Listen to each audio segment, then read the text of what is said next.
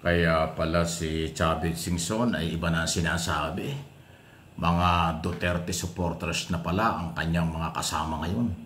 Mga DDS na kasama si General Esperon, dating National Security Advisor, dating military, at yung ilang mga personalidad sa Duterte supporters ayaw natin banggitin doon sa kanyang press conference na ginawa dyan sa Club Pilipino. So kaya pala ganyan ang mga paliwanag na nanghihikayat sa kabataan, magprotesta, huwag daw tumigil hanggat di natatanggal ang mga korap sa gobyerno. Sinabi niya na para bang kakampirin ni Pangulong Marcos ang mga Diskaya dahil ang mga kontraktor daw sa Ilocos Sur ay Diskaya.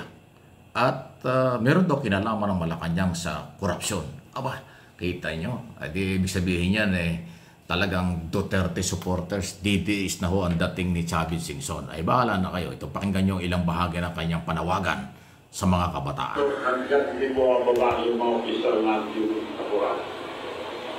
Kung maawa sila sa mga estudyante, mga kabataan, dahil pinaglalaban din ang karapatan nila, kasalanan nila. Para hindi mahirapan ng mga kabataan, ng mga estudyante, umalis na sila dyan. Pinatutsadahan din nito si Pangulong Marcos kaugnay sa mga katiwalian sa pamahalaan. Kabilang riyan ang mga anomalyang flood control projects. Ito kaya pinag-usapan mga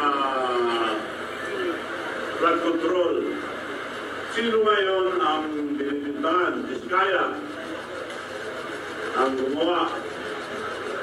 Ang mga kontraktor nila sa Ilocos Norte, Diskaya rin Ano tayo maniniwala ngayon sa mga pinagsasabi din ng mga inimbestiga? Dagdag pa ni Singson, hindi matatakpan ng pagbuo ng Independent Commission for Infrastructure o ICI ang katiwalian ng gobyerno. Pero tiwala naman si Singson sa mga tao sa likod ng komisyon na aniyay mababait at kwalipikado. Pampapugin lang nila dahil mabubuting tao yung nilagay. Kaya nabinusan ako sila Ben Singson, Mayor Magalo, magagaling tao yan, saka yung mga iba. Puntahan niyo po Ilocos Norte, huwag na kayo. At nang matanong si Singson sa reaksyon nito sa pagpapalit ng liderato sa Kamara, Puting tao yan, si Budi D. Speaker D. Maganda lang nila yan. Pero kung utusin mo, sento, different po lang. sinubukang kunin ng Net25 News and Information Team ang Ayan thank you sa channel pa News 25. Ayan ito makikita ba ito? Ayan matindi Anyway, so sino ba itong mga kasamang ito? Esperon Ayan nakikita ba? Ayan si Esperon yan. Ito si Esperon yung bata ni Duterte. Ayan si Esperon. Kita nyo? Di ba si Esperon yan? Ayan pinalalaki natin para na makita nyo mabuti. Si Esperon, si Ka-Eric nandun din. So ayan po. Pero pang iba, ayaw ko nang banggitin yung ibang mga personalidad na Duterte supporters. Yun sa aking opinion, Mr. Chavez Singson, former governor, nire-respeto kayo ng mga tao dati at kayo siguro sinirespeto rin kayo, lalo na mga Duterte.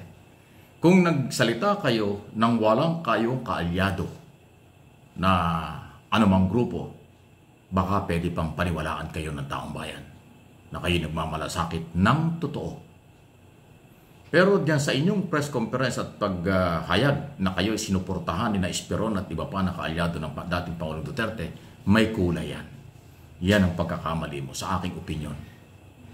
Chavez Singson, yan ang pagkakamali mo. Kasi nagpa-identify ka sa Duterte supporters na alam natin from day one, matindi ang batikos sa gobyerno. Pinababagsak ang gobyernong ito dahil ang kailang purpose talaga, politika, ilagay si Sara, bumalik sila sa kapangyarihan.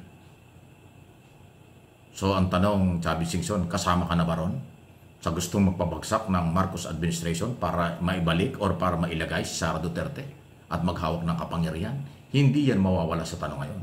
Kasi ang mga kasama mo, kamiting mo at kasama mo dyan sa iyong expose na yan, sa iyong mga sinasabing yan, Duterte supporters. Mukhang kulang ka sa political at saka media advisor.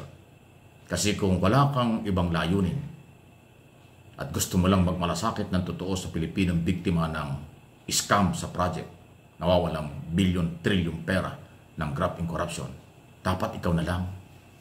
Katulad ng ginawa mo ng panahon ni Erap. Di ba ng panahon na Erap? Kaya si Erap nawala sa pwesto noong 2001. Di ba ikaw ang kalaban ni Erap? Ikaw yung kakampi at kalaban ni Erap.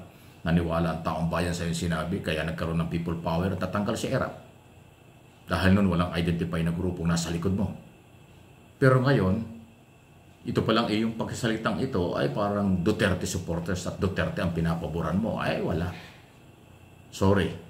Sa aking personal na opinion at analysis, walang dating yan. Ako actually, hindi ko na sana papatuloy itong balitang ito. Pero nasilip ko kasi yung galaw. Importante kasi yung background niya. Ano ba ang pinanghuhugutan nito? Sino ba ang supporters nito? Sino ba ang nasa likod nito? Sandali. Kitang-kita ron doon sa mga video lumabas. Nang talagang dumitikit sa iyo yung mga Duterte boys. Anong ibig sabihin niya? Walang dating sa Malacanang yan. Again, ulitin ko. Kung ikaw lang mag-isa, independent, na ikaw ang bumabanat sa gobyerno, nag-expose ng di umani katiwalian sa iyong nalaman, mas kapanipaniwala. Nang gusto mo lang ay malinis sa gobyerno. Pero nung ikaw ay madikit o ginamit ka o talagang kasama ka ng DDS, wala na yan. Sorry. Political interest yan. Personal interest yan. Mr. Chavit Singson. Paano ngayon yun?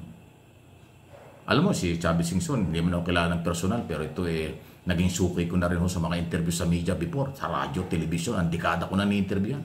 Pero hindi ko nakikita ng personal yung mamang yan. Kung marirecall niya, siya madalas ko ini-interview dati, kahit na sila nag-away pa ni Manny Pacquiao, ini-interview ko rin yan, dami niyang expose laban kay Manny Pacquiao, pero nung magkita sila, magkaibigan pa rin, nag-aakapan pa rin. Pinupuntahan pa nga niya si Manny Pacquiao sa bahay. Yan si Chavit Singson eh. Madami siya sinasabi laban sa kanyang mga gusto niya sabihin kung kanino.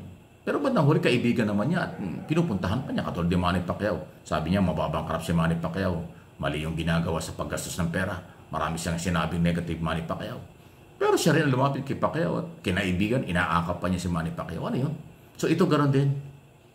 Bumanat din kay Erap ng mga panahong yun. O ngayon magkaibigan din sila. Ito naman ngayon, Marcos. Ang problema, nasa likod mo DDS, ay paano? Nasaan ang kredibilidad? Nasaan ang prinsipyo? Nasaan ang tunay na malasakit? Pasintabi na. Wala eh. Kasi may political at personal interest ang mga sinamahan mo na hindi naman kailang matagal ng atat na pabagsakin ng Marcos administration para palitan ni Sara Duterte na involved din, sinasangkot din sa di umani korupsyon, kaya nga merong impeachment na nakabinbin ngayon before Senate. Kasi nagkaroon ng problema sa Korte Suprema until now, hindi pa tapos. So kung may problema ang Marcos administration sa flood control, sa anomalya, korupsyon, may problema rin ang pangalawang Pangulo na gusto nyo maging presidente kagad-agad. Gusto nyo forthwith maging presidente si Sara. Unfinished business nga yung issue laban sa kanya. Paano naman yan? Walang personalan, issue lang, ampikon, guilty, ampikon, sarado ang isip. Please like and share.